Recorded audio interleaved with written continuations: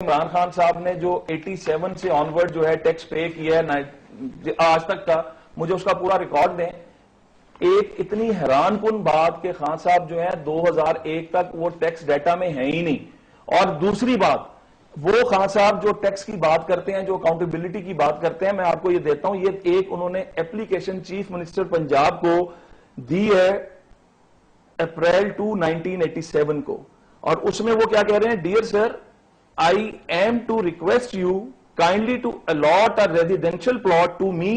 I have no house and want to construct one for my own self.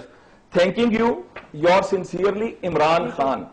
یہ بڑے بڑے لوگوں نے ان کے آٹوگراف لیے ہوں گے، یہ میں ایفیڈیوٹ دیا ہوا ہے. اس کے اندر انہوں نے کہا کہ جی میرے پاس کوئی جگہ نہیں ہے. ایک بندہ جو 87 میں گھر بنانے کے جس کے پاس پیسے ہیں، وہ گھر بنانے کے پیسے ہیں تو وہ ٹیکس کیوں نہیں پے کر رہا؟ ایک بندہ جو اتنا زیادہ کما رہا ہے کرکٹ سے، اس کے اندر میں آپ میرے پاس ثبوت موجود ہے.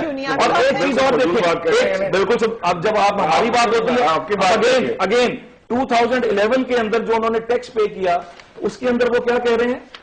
باقی جو اماؤنٹ ہے پہلا آپ کا سوال تو یہ آپ کہہ رہے ہیں 87 کے کب تک کے نہیں ہے ٹیکس ریٹرنز خان صاحب کے؟ 87 سے 2001 تک ایک بندہ پاکستان میں ٹیکس ہی پے نہیں کر رہا.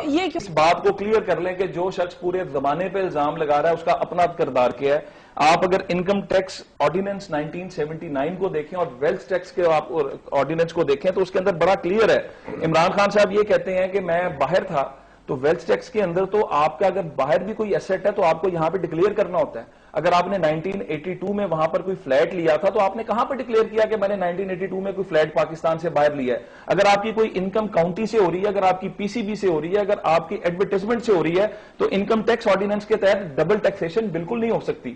لیکن اس کے ساتھ لیے آج اسی بات کے لیے یہاں پر آیا ہوں. میں آپ کو بتانا یہ چاہتا ہوں کہ ایک ایسی شخصیت جو پاکستان سے کما رہی ہے، جس کو فیم پاکستان کی وجہ سے ملی، پاکستان کا کلر پہننے کی وجہ سے وہ پوری دنیا میں مشہور ہوا، اس کے جو ڈیویڈنڈز اس نے لیے، جو پروفٹس اس نے لیے، جو اس کی بنیاد پر اس نے پیسہ اکٹھا، ویلتھ اکٹھی کی، اس کا اس نے ملک کو الزام لگایا تھا، اس نے پاکستان کو ایک ٹکے کا بینیفٹ نہیں دیا. کیسے کہہ رہے ہیں آپ یہ؟ کیونکہ جو ان کو جتنی انکم ہوئی، اس انکم پر اگر وہ ایک سچے پاکستانی ہوتے تو وہ ٹیکس پے کرتے. جو ٹیکس کا قانون بنا ہوا ہے، جس کے اندر یہ میں آپ کو بتا رہا ہوں، دیکھیں نا، the thing is Imran Khan was required to aggregate his income from PCB or its predecessor BCCP, domestic cricket, county cricket, sponsorship, advertisements, Lipton, Pepsi, Wills, اتنے بڑے بڑے یہ سارے تھے جو عمران خان صاحب کو کرتے ہیں.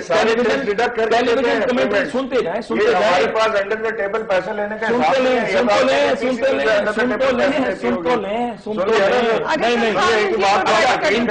Interest income from bank accounts.